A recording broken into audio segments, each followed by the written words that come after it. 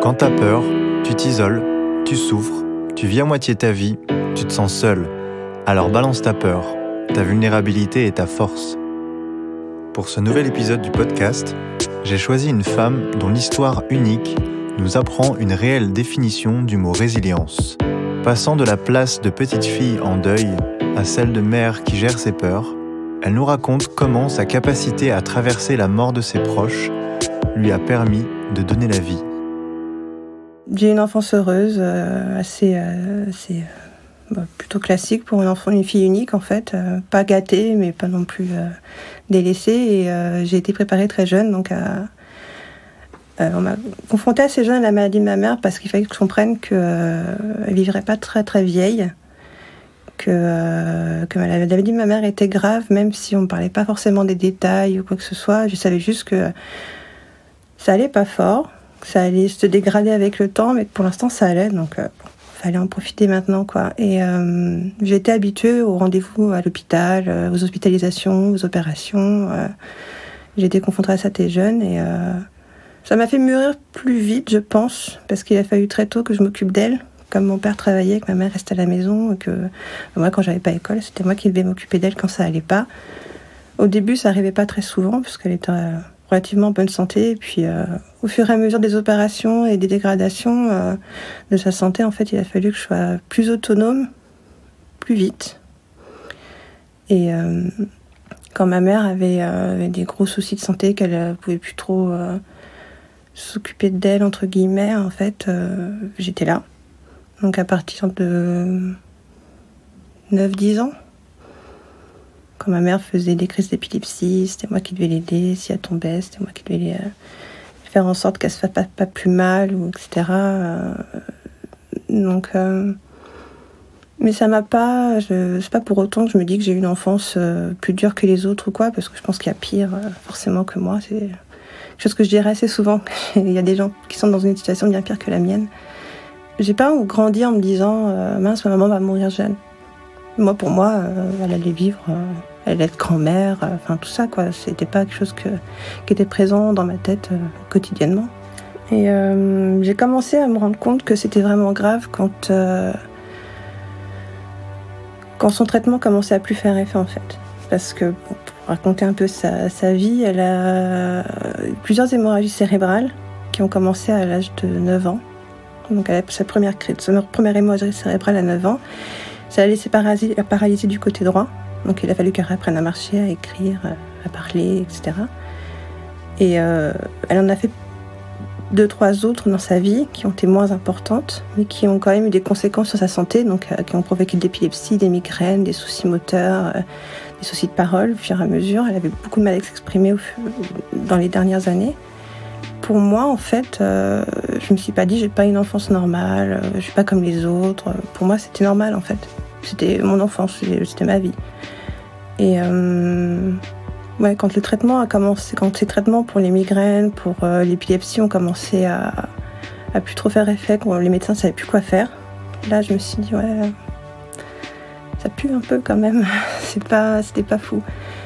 Et forcément, ça a eu un impact aussi sur nos vies de famille, puisque du coup, ma mère, je vais pas dire qu'elle avait plus d'importance, mais oui, quelque part, parce que fallait vraiment qu'on prenne soin d'elle au quotidien, tout le temps. Quand mon père était pas là, c'était moi, même quand il était là, j'étais là aussi, et ça a affecté notre relation quelque part. Je m'en suis rendu compte rétrospectivement, parce que forcément, il pense pas sur le coup. Et j'avais une relation compliquée un peu avec ma mère, mais on s'aimait, mais il y avait quand même le fait qu'il faille que je m'occupe d'elle quotidiennement ou pendant les vacances, etc. Pour moi, c'était assez dur parce qu'au final, à force de beaucoup compter sur moi, en fait, j'avais vraiment ce poids. Et je me suis rendu compte que j'avais ce poids, en fait, lors de sa dernière hémorragie, celle qui a été fatale, en fait. Et quand les médecins nous ont dit, c'est fini, en fait, elle est dans le coma, elle se réveillera jamais, etc. Et les jours qui ont suivi, donc avec l'enterrement, etc., j'ai senti vraiment ce poids s'enlever de mes épaules, en fait, et je me suis sentie très coupable pour ça, d'ailleurs. Parce que je me dis quand même, j'ai perdu ma mère, je devrais pas me sentir soulagée, entre guillemets, mais ça a été le cas. Malheureusement. Je sais pas trop si on peut dire ça comme ça, mais oui. Je me suis sentie un peu soulagée parce que pour moi et surtout pour elle, parce qu'elle était libérée de tout ça, quoi. C'était devenu un véritable enfer pour elle, de se déplacer, de parler. Et du coup, il a fallu que je sois là pour mon père après, parce que ça l'a complètement détruit. Il a su le soir même, quand les pompiers sont venus, il savait très bien que c'était la dernière, que c'était fini, quoi. Mais au-delà de ça, ma mère était quelqu'un d'extrêmement vivant. C'est souvent le cas des gens très malades. Ils dégagent une force vraiment d'apprécier chaque instant, même quand ça va pas. On est au ras des pâquerettes, ça va pas du tout. Mais dès que ça va mieux, tout de suite, ça rayonne de tout. Elle était la joie de vivre personnifiée, quoi. C'est pour ça que j'ai eu du mal à me rendre compte de l'état de sa maladie, parce que pour moi, elle n'était pas malade. Sauf les dernières années vraiment où ça s'était dégradé, mais toute mon enfance, pour moi, ma mère n'était pas malade. Je trouvais qu'on en faisait des caisses, on dit quand même, elle sort, elle rigole, elle n'a pas l'air malade, quoi. Mais c'était ça, justement, sa force à elle, c'était ça, c'était pas montrer qu'elle était malade, justement. Son décès, ça a surtout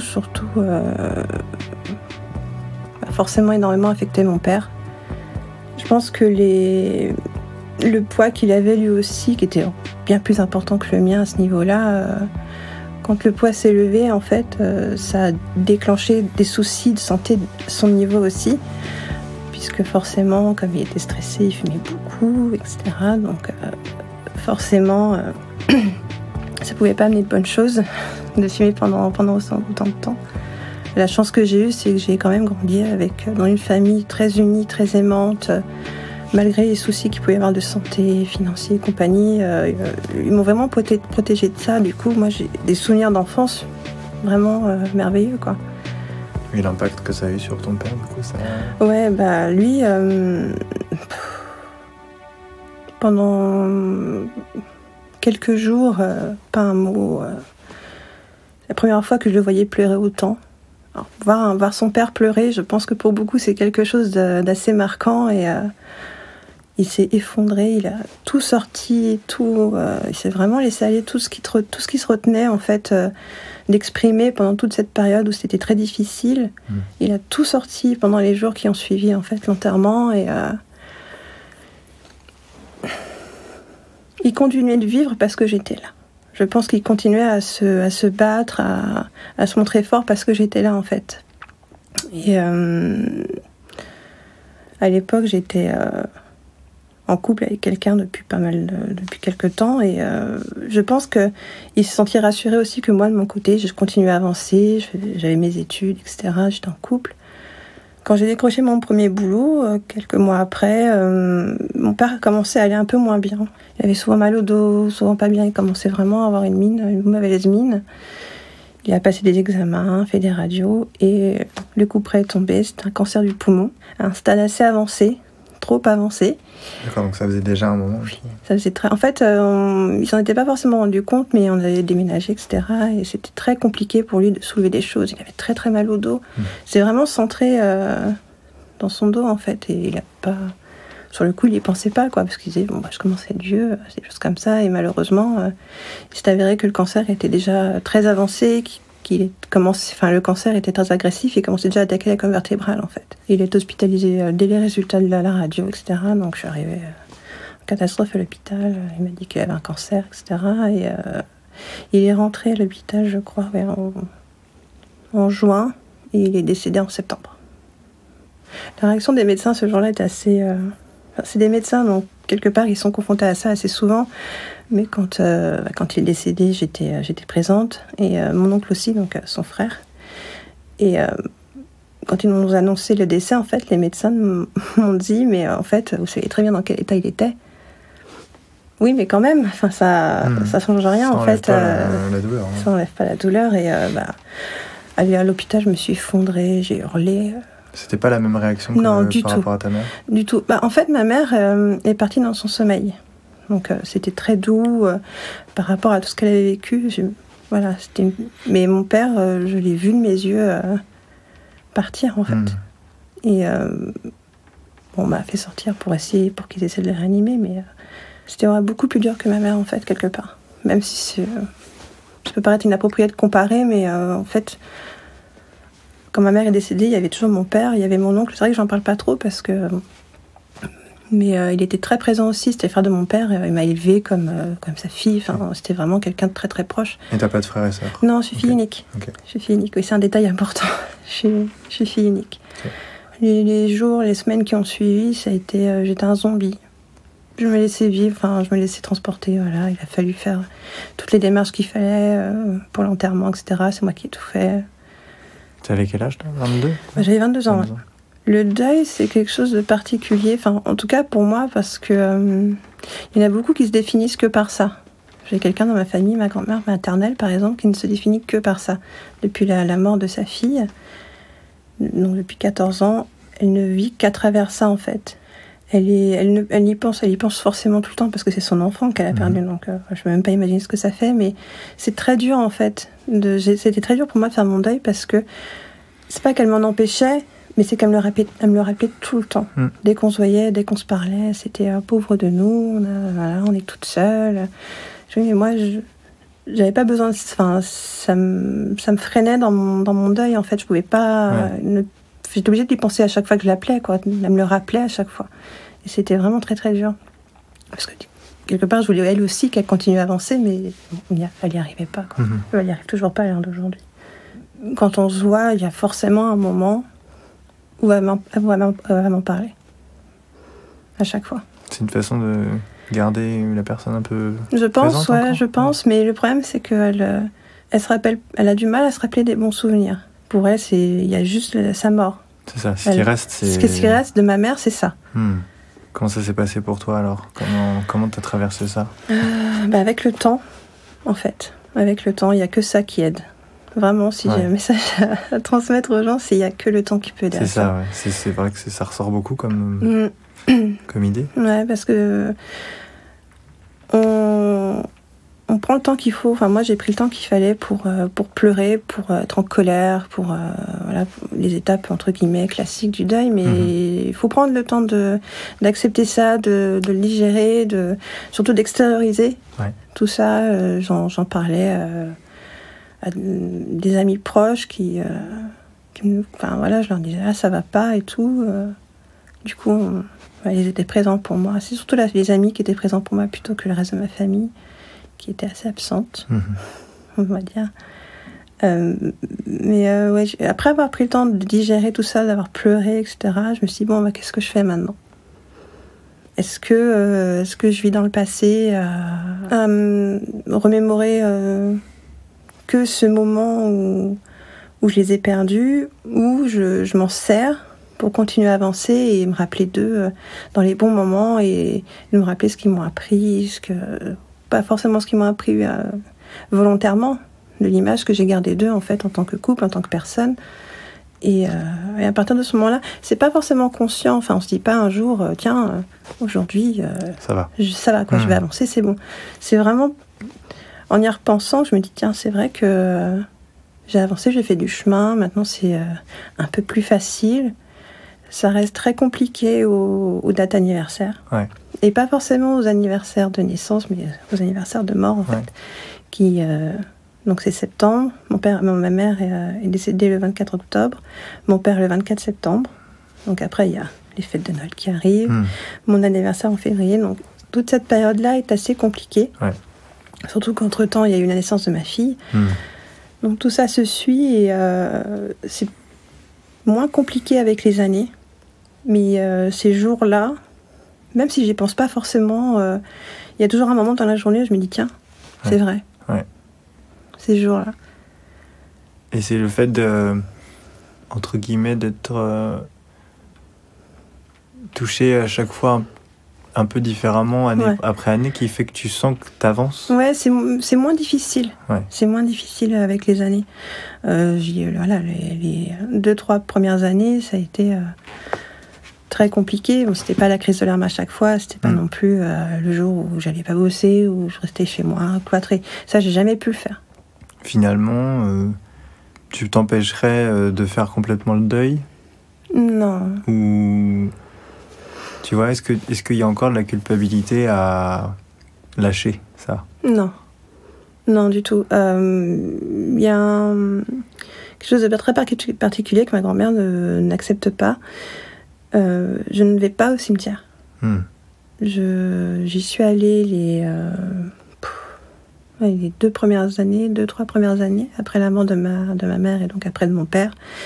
Mais après, je pouvais plus. En fait, je ne pouvais plus faire ce chemin parce que ils sont enterrés dans la ville où j'ai grandi. Et au début, pour moi, retourner là-bas, c'était forcément... c'était des bons souvenirs, mais aussi c'était très très dur. Parce que je repassais par l'endroit où j'ai grandi, là où j'ai passé toute mon enfance. Et le chemin, littéralement, physiquement, traverse ce quartier-là, en fait, pour aller au cimetière. Et au début, c'était très très dur. Et surtout... Au-delà de ça, c'est que j'en ressens pas le besoin. Je ressens pas le besoin d'aller me recueillir sur leur tombe ou de mettre des fleurs, etc. Ma grand-mère, elle, si. Elle se sent obligée d'y aller tous les ans, de plusieurs fois d'y aller pour nettoyer la tombe, etc.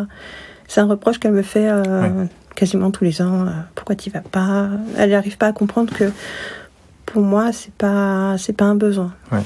Tu n'aimes pas moins tes parents ? Non. Non mais...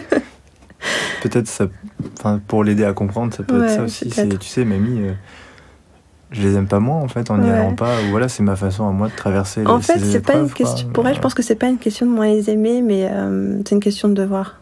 Ouais. Elle est très. C'est vraiment sa façon de voir pour elle. Je pense que c'est pour ça aussi qu'elle parle souvent de la mort de sa fille, etc. Parce qu'elle a le devoir de se le rappeler. Il y a un truc qui s'appelle le devoir de mémoire aussi, mais oui, quelque part, ça a la même fonction, quoi. Ouais, carrément. Je pense que c'est plus comme ça qu'elle voit les choses, et quand j'ai essayé de lui faire comprendre que j'avais pas besoin de ça, elle n'a pas compris, en fait. Elle a encore, elle actuellement, elle ne comprend pas. Elle me l'a encore rappelé, là, c'était le 1er novembre, je crois. Elle m'a dit, pourquoi tu vas pas ? Je lui ai expliqué. Ça n'a jamais été dans mon processus entre guillemets de deuil, parce que au début c'était trop dur pour moi d'y aller, et j'ai pas besoin de ça pour honorer leur mémoire, mais pour me rappeler d'eux. Est-ce que ça a créé des peurs, ces expériences chez toi ? Pas tout de suite. J'ai jamais eu forcément peur de la mort ou quoi que ce soit, parce que je me suis toujours dit qu'on devait tous y passer, donc quelque part, il n'y a pas forcément besoin d'avoir peur de ça. On aurait pu croire que la mort de mes parents m'aurait donné la peur de la mort, mais pas du tout, au contraire. Parce que quelque part, ma mère, ça l'a libérée. Donc, je ne vais pas dire que c'est une bonne chose, mais après tout ce qu'elle avait vécu, je pense que oui, il était temps quand même qu'elle se repose. Mais cette peur-là, elle est venue insidieusement... à partir du moment où avec mon compagnon actuel, avec qui je suis depuis bientôt 7 ans, on a décidé d'avoir un enfant.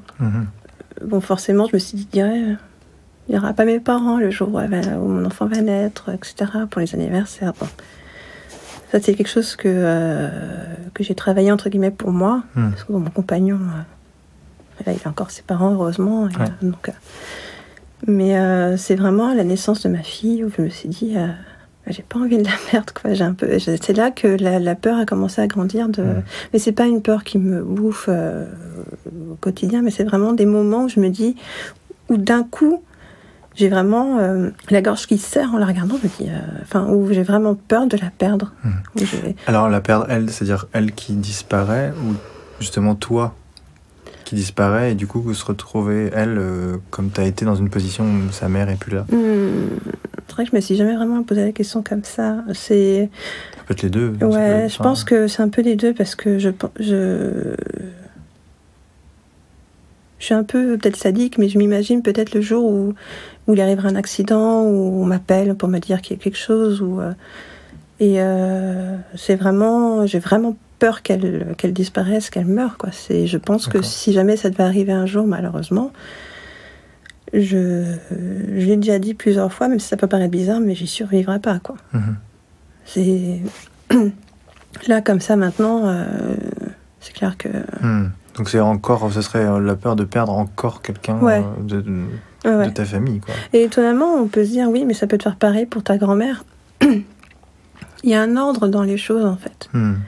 En tout cas pour toi, pour moi, voilà, je me dis, un jour, forcément, ma grand-mère va s'éteindre, parce que voilà, elle va avoir 80 ans, elle est encore en très bonne santé pour son âge, mais c'est l'ordre des choses, on va dire, naturel. Donc un jour ou l'autre, je sais très bien qu'il va falloir que je repasse par là.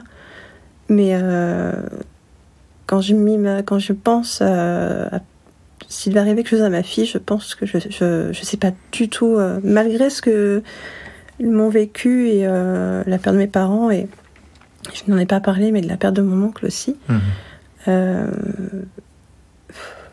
Moi, si je devais disparaître, je sais qu'elle serait bien entourée. Je veux dire, elle aura encore son papa, il y a toute sa famille à lui, de son côté, qui sont très très unis. C'est une famille très très proche, et je sais qu'elle manquera de rien. Que ce soit en matière d'amour ou quoi que ce soit, je sais qu'ils seront là. Comme je dis, c'est pas forcément une peur au quotidien, mais c'est juste des moments où je me dis, où ça me prend, et ça dure quelques minutes, et après ça passe. Ouais. Mais ça revient régulièrement, ouais. Est-ce que tu lui as parlé à ta fille de ton histoire ? Non, elle va bientôt avoir 3 ans. Oui, c'est un peu tôt. Un petit peu tôt. Oui, je sais très bien qu'à un moment donné, va se dire, c'est bizarre, papa, il a son papa et sa maman, et pourquoi pas toi ?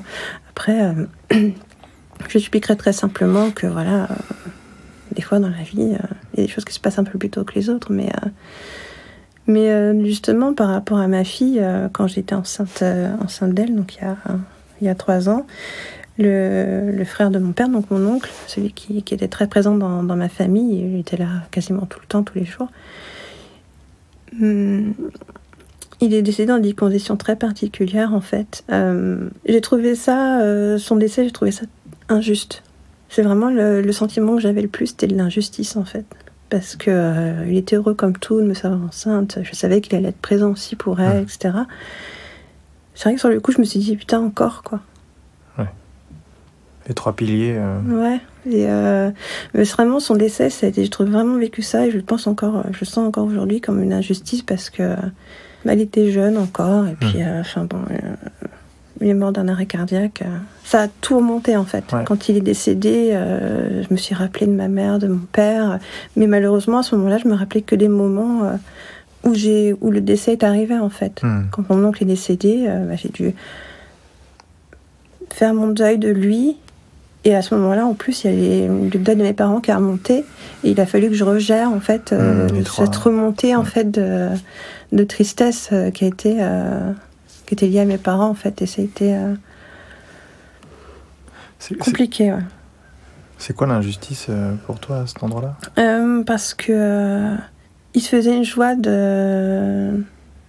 d'être présent avec moi, pour moi, par rapport à mon enfant. Donc à l'époque, je savais pas que c'était une fille.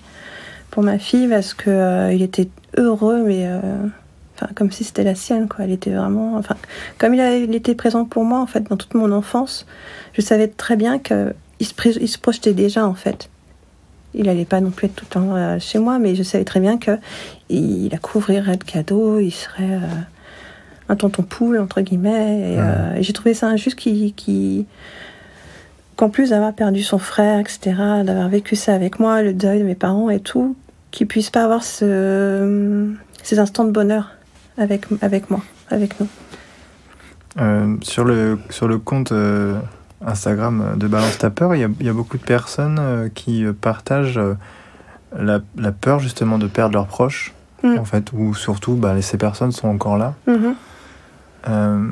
Qu'est-ce que tu aurais envie de dire à ces personnes, toi qui justement a vécu la réalité de perdre ces personnes, justement? Je vais sûrement enfoncer une porte ouverte, mais de profiter d'eux. Pas forcément d'en faire des caisses, d'être là tout le temps, mais vraiment de profiter des instants où vous êtes ensemble, ou pour des raisons même toutes banales, juste vous voyez comme ça, sans forcément que ce soit un anniversaire ou une fête, mais juste d'apprécier d'être avec eux. Ouais. Et à l'occasion de leur dire que vous les aimez aussi, parce que je ne l'ai pas fait souvent, moi. Et même si on s'aimait, on ne se le disait pas forcément, mais vraiment ou de leur prouver que vous les aimez, juste par des gestes ou par des actes, pas forcément de leur dire je t'aime maman, je t'aime papa, ou un autre membre de votre famille, mais vraiment pas en étant non plus alarmiste, en disant j'en profite parce qu'un jour ils vont partir, c'est juste d'apprécier les moments où vous êtes ensemble. Et Il y a une question qui me vient là pour toi, avoir peur de perdre ses proches alors qu'ils sont encore là, c'est une preuve d'amour ou pas? Oui, ouais, clairement, je pense. Avoir peur de perdre quelqu'un, je pense que oui, si on n'est pas attaché à la personne, c'est pas une peur qu'on a forcément. Est-ce que tu as, en dehors de cette histoire que tu viens de nous raconter, d'autres peurs dans d'autres domaines, des choses encore présentes, je sais pas, au travail ou dans la famille, dans ton couple, pour toi, vis-à-vis de toi-même Oui, je pense que je l'ai déjà évoqué au tout début du conte, justement, où j'ai peur de ne pas être une bonne mère. Mais ça, c'est un sujet aussi très très vaste. J'ai peur de ne pas faire les choses assez bien, en fait. Mais c'est quelque chose sur lequel je travaille beaucoup aussi en étant en contact avec d'autres gens qui n'ont pas peur de dire que... en ce qui me concerne, en tant que mère, il y a des moments où on ne peut pas non plus être à 100% bienveillant ou tout le temps patient, etc. Parce que c'est quelque chose dont on ne parle pas assez lorsque...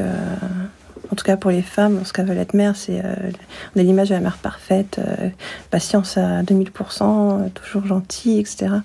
Il y a des moments où on flanche, mais ça reste quand même une peur. J'ai peur de ne pas faire les choses assez bien pour elle. Et alors, qu'est-ce que tu te donnerais comme conseil, du coup? Oula.